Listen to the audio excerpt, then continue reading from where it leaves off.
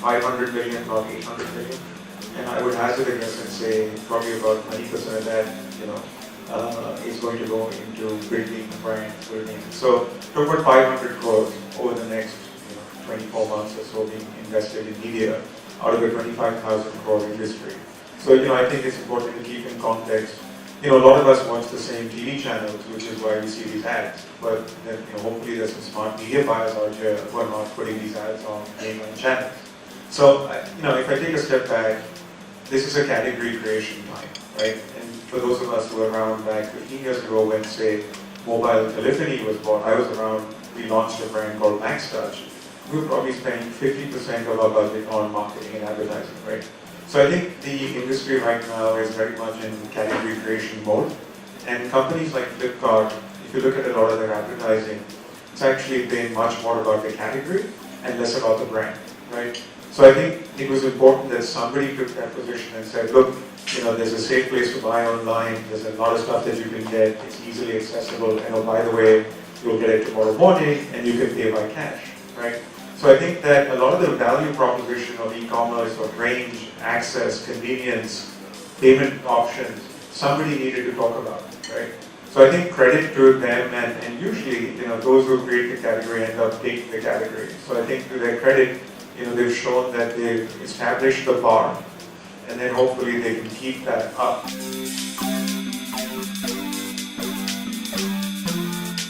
As far as we're concerned, that wave is now over, right? So there's notion of if I build it, they will come. We're not funding those plans anymore, right? I think now there's a lot more focus on specialization, differentiation, bringing customers back the second, third, fourth time. And a lot of our portfolio companies are spending money on saying, sure, I brought them in the first time, what will it take to bring them in again? Why will they bring a friend along? Things like that, right? So definitely a shift in focus from pure acquisition to retention, repeat purchase, things like that.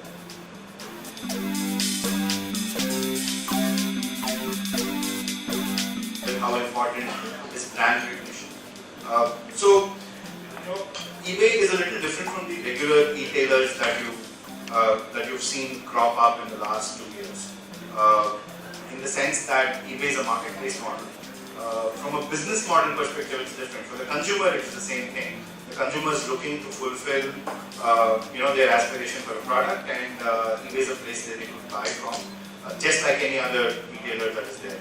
But many of the questions that were raised around funding, around returns, around conversions, and stuff like that, some of those are not fully in context as far as eBay goes, and therefore I thought I'd just tell you what the eBay difference is and how we look at branding. So eBay is an open marketplace platform. So we provide the basic technology and a set of rules and regulations that platform, the technology platform, would work under. So almost anybody who's a seller could come onto eBay to list their items for sale, and the seller is actually the merchant on site. They are the person who had the stock. They own the item, and they're putting it up for sale. And then a buyer would come and buy the item, and the transaction is completed. The fulfillment of that particular item also happens through the merchant, through the seller.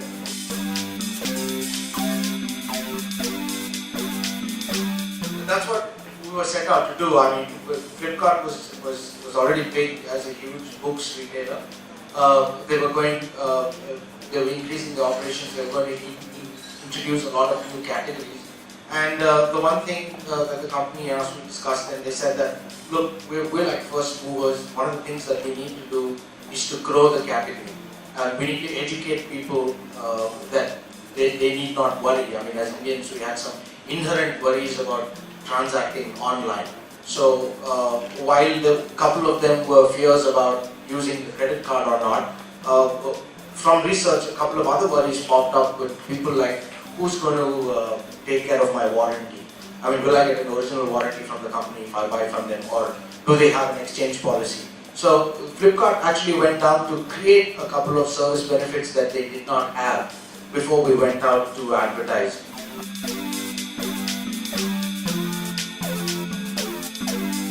What actually e-commerce does, it actually brings the cost of distribution down, and for the first time a product becomes cheaper for a consumer.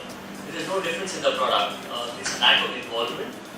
Consumers don't get too excited when they look at insurance. I'm sure most of you, if I ask this simple question, you actually know even the name of the product that you own. It's going to be completely lost. Most of us do not understand what have I bought, why have I bought it. It's someone who came and told me to buy, and I trust that person when I buy. So typically it's always aimed at a structure which says every time you increase the margin, your sale goes up. The minute you put this product on internet, it means it has to reduce the cost. What we say as the market progresses is going to decrease the cost of distribution, and the same benefit gets passed on to consumers. Strangely enough, so I think the first product in insurance which actually saw the change was term insurance. In the last 3 years, the cost of term insurance has come down by 85%. Most of us may not be aware of it. Today you can buy almost 1 crore of insurance for less than 6,000 rupees. Right? LIC still offers it at 26,000. There's a huge gap in the market, and consumers are noticing that gap. When margins come down, people stop selling the product. When today there was so much about ULIPs having a large number of margins, the government put regulations behind it, and suddenly the market went from a ULIP to a traditional market. People just stopped selling the product. The product actually went online. It's doing very well today. So what happens at the end of it? It's been 3 years when a brand like ours comes to the market. And if you look at the number of transactions we get, we are larger than some of the large insurance players. The insurance companies are very large. An average capital base of a company is close to 2,000 crores.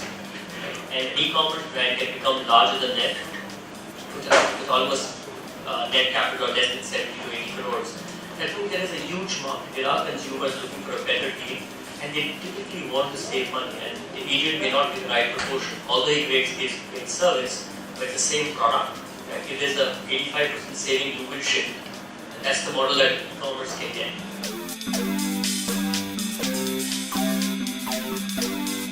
So what is the impact to a brand and how it changes their manufacturing?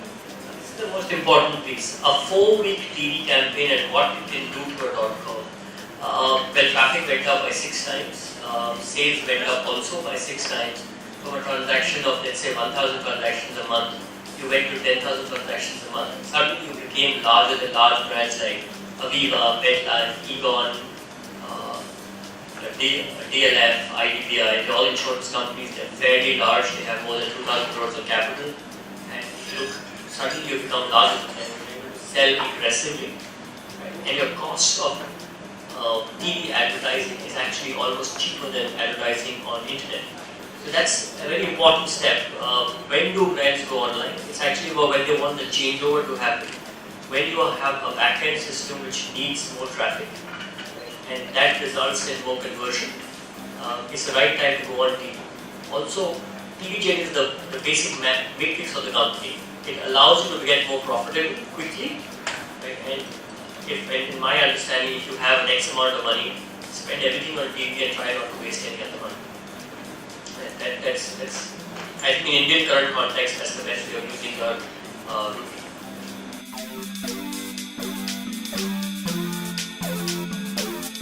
My big bet is that access to the internet is going to happen because of mobile networks. And if the 4G LTE launches, which are scheduled for the end of this year and early next year, my big bet is that 2012, especially 2013, is going to be the year that India goes online in far greater numbers than projected right now, and it's going to be driven by these newer mobile networks that are launching. And that means that people are going to be spending more money online for a simple reason. The aspirations of people in tier 2 and tier 3 cities is exactly the same as the aspirations of people in tier 1 cities. There is no difference between them any longer. They want the same things, they want to behave the same. The offline world cannot provide access to those people, offline retail. So it's going to be online retail that's going to drive that.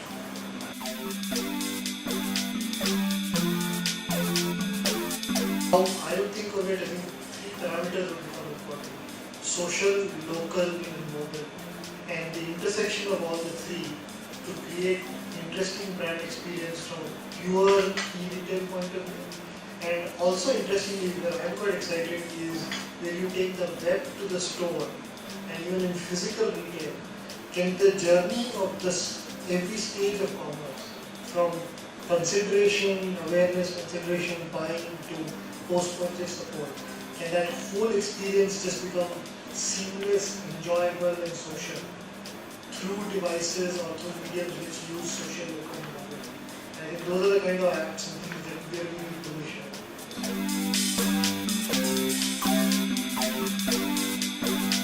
When you move into things like apparel and fashion and lifestyle, then it comes to the enthusiast category. There's many more opportunities to differentiate. So you look at what's happening with Amazon. In the last 1 year, they've completely moved their focus to fashion, completely focused on apparel, and they're saying, look, this is the next decade. This is about experiential shopping. So we won the horizontal category, we won hard goods. We were woefully behind on soft goods. We let Zappos come in, we let Bonobos come in, we let all these guys come in, big verticals, big apparel, footwear, jewelry. We're nowhere in that space. They need to come back into that, right? So I think that India, we've had a rush to glory on the horizontal side. I don't think the market can sustain more than 3-4 players of scale. So we will see consolidation there. We're now seeing multiple players attack different verticals, kids, and, women, and things like that. And our bias is, look, probably by either life stage or by customer type, there'll be an array of merchants that will survive. So I think that we will see many more niche players, and then over time some will make a scale and will be pulled into the bigger brands. So we continue to invest. I'm involved with a company called Naptol, and unlike some of the broader horizontal propositions, we actually use print, TV, and online because our customer is Bharat and not India, right? So for us to reach that market, TV is important, print is important. Then, ironically, we've actually doubled down on television. So in line with a lot of what people were saying, we actually said we're tired of buying media. We need to own media because if we own the media, then we can actually build a relationship. So I think what Naptol's done is they've gone out and actually started a TV channel, right? And they said, look, we will connect with our audience. We will build our own distribution. We will have the luxury of owning that audience. And over the period of time, we'll start to think about it more like a relationship than just a transaction, right? So I think owning the medium becomes more and more important. Print, for instance, is kind of hard to own. So we're dialing down on print, increasing our focus on TV. And I think on the online side, it is starting to reach critical scale. And, I think the number is closer to about 10 million people shopping online. And so it's more like 10% of all people on the internet can actually shop. And the estimate is that it will grow to about 40 million people in the next 3 or 4 years. So we are dealing with small numbers right now. A lot of our customers, in some of these legacy businesses, are not in the top 10 cities. I think for companies like Naptol, maybe 80% of our business is outside the top 10 cities, right? So the hinterland is actually buying a lot. And we're seeing with a lot of our portfolio companies, even other than Naptol, we're starting to see a lot of customers in tier 2 and tier 3 towns actually shopping online. So TV in some ways is one way to get there.